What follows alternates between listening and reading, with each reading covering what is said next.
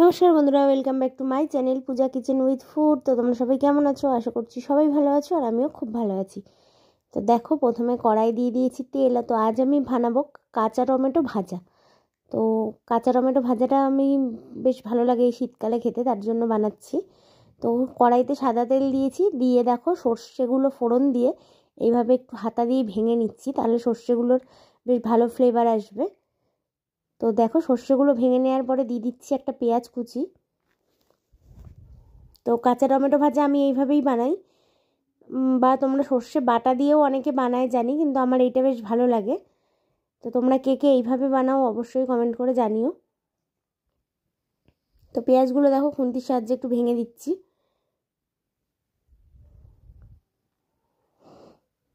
তো তারপরে দিয়ে দিচ্ছি বেশ কিছু পরিমাণ কাঁচা লঙ্কা, কিন্তু এটা কিন্তু একটু ঝাল ঝাল টক টক মিষ্টি মিষ্টি হালকা ভালো লাগে। মিষ্টি বলে সেই মিষ্টি নয়, একদম একটু হালকা একটু মিষ্টি দিলে টকের মানে ভাবটা ম্যানেজ হয়ে যায় বেশ ভালো।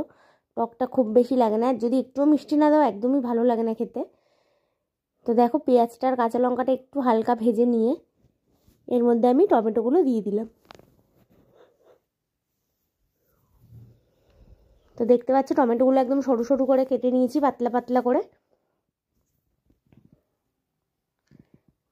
তো টমেটো থেকে দেখো একটু জল ছাড়ছে।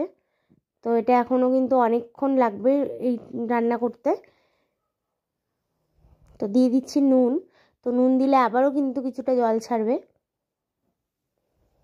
তো দিয়ে দিচ্ছি হলুদ। তো নুন হলুদ দিয়ে ভালো করে নেড়ে চেড়ে আবার মিশিয়ে নিচ্ছি।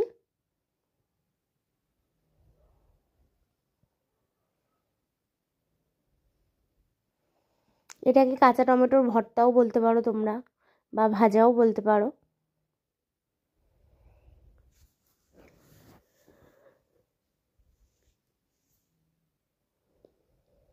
তো দেখো অনেকটা জলটা টেনে গেছে, এবার আমাকে কিন্তু বারবার এরকম নেড়ে চেড়ে একটু ভাজা ভাজা মতো করে নিতে হবে, যতক্ষণ না তেল ছাড়ছে এটার থেকে।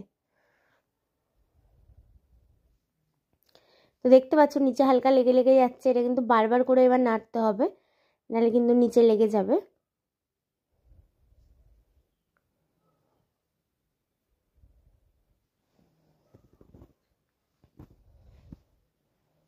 তো বন্ধুরা দেখো, এইভাবে নেড়ে চেড়ে আমি কিন্তু ভেজে নিচ্ছি। আর দেখতেই পাচ্ছ কতটা মজে গেছে। তো এবার দিয়ে দিলাম স্বাদ মতো চিনি, একদম অল্প একটুই দিয়েছি, যাতে টক মিষ্টির ভাবটা একদম ব্যালেন্সটা বেশ ঠিকঠাক হয়। আর এটা তো এইটুকুনিতে মিষ্টি হবেই না, যেহেতু কাঁচা টমেটো, কিন্তু বেশ একটা স্বাদ আসবে ভালো।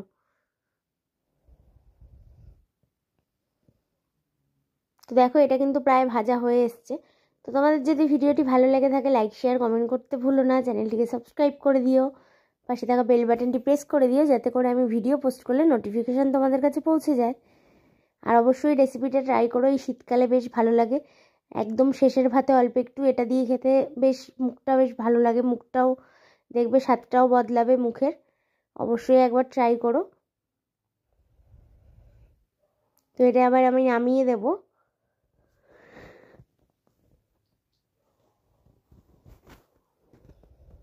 তো দেখে বুঝতে পারছো যে তেল বেরিয়ে এসছে পুরো, আর একদম পুরো ভাজা ভাজা মতো হয়ে গেছে।